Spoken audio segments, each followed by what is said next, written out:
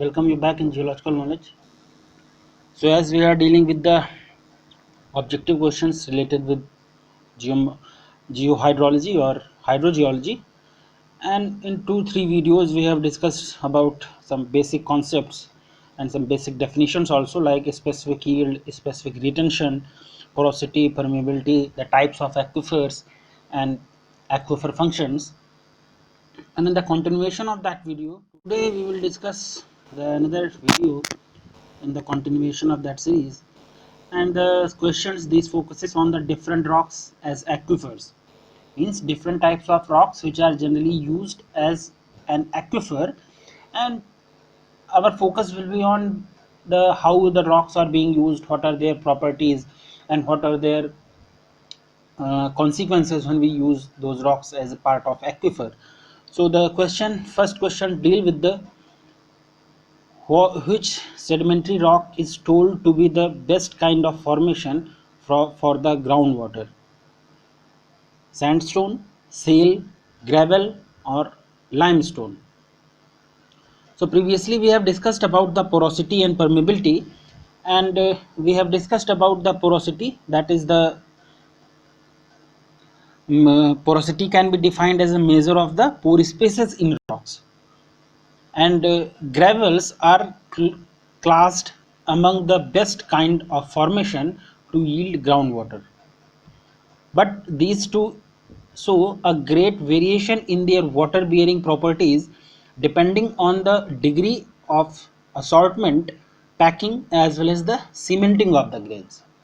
When in the previous video we were discussing about the porosity and permeability, so where there we have discussed that with the sedimentary rock, out of these three basic rocks, igneous, metamorphic and sedimentary rocks are the best types of aquifers because they show the properties depending on the degree of the assortment, means how the sorting has been done, which type of sorting is there between the grains, and the degree of assortment, and the packing, how the grains are packed, they are well sorted, they are poorly sorted or moderately sorted, and the cementing of the grains, that which material is cementing the grains between.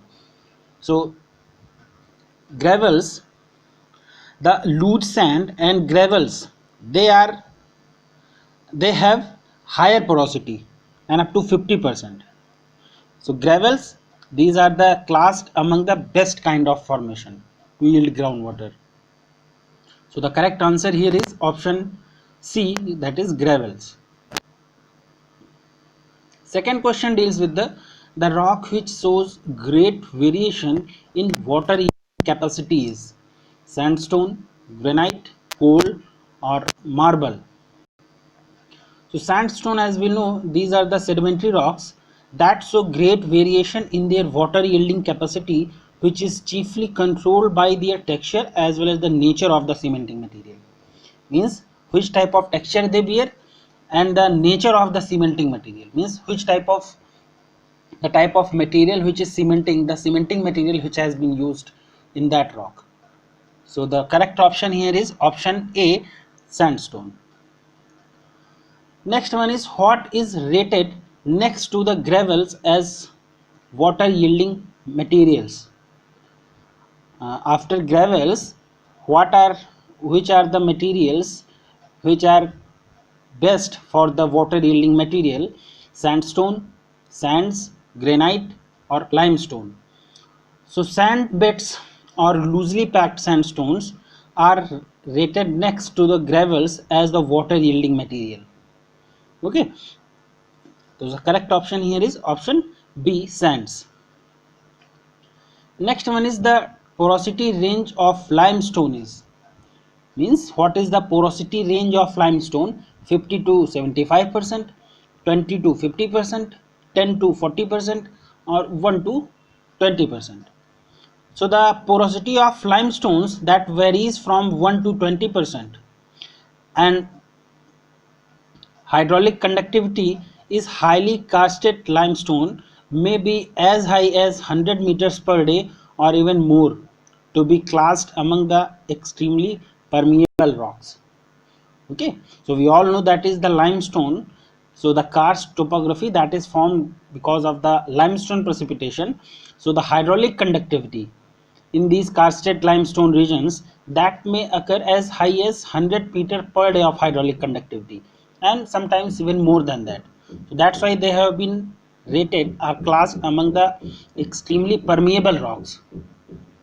So the correct option here is option D. Next one is, what are the qualities required for glacial deposits to make good aquifer? Uniform size and rounded nature, non-uniform and angular nature, uniform size and angular nature, or the non-uniform and rounded nature. So when the glacial deposits, they are made up of sediments of uniform size, means their size is uniform and the nature is rounded in nature, so they present the best quality, okay, for the aquifers. So when the sufficiently thick and extensive, these may be dependent as reliable groundwater reservoirs. So the correct option here is uniform size and the rounded nature, option A. Next one is, igneous rocks are intrusive in nature. So the statement is given here, igneous rocks are intrusive in nature. So the statement given here, you have to tell whether it's true or false. So the igneous rocks, they are either intrusive or extrusive in nature, means whether they are formed in the interior of the earth by the process of crystallization of the magma, or on the upper surface, means on the extrusive rocks they are formed outer uh, in the exterior of the earth, okay, by the solidification of the rocks, solidification of magma, which is known as lava. So the intrusive igneous rocks, they are dense in texture with all the common component minerals. They are very closely crystallized in case of intrusive igneous rocks, but the extrusive rocks, they exhibit great variation in their water bearing properties, because the extrusive igneous rocks, they are formed like basalt. So there are some pore spaces or void spaces which are generally filled with water, so that's why they are the water bearing properties, okay. So the correct option here is B.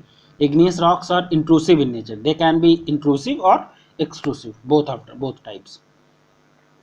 Next one is the igneous rock rich in cavities, granite, basalt, gabbro, or dolomite.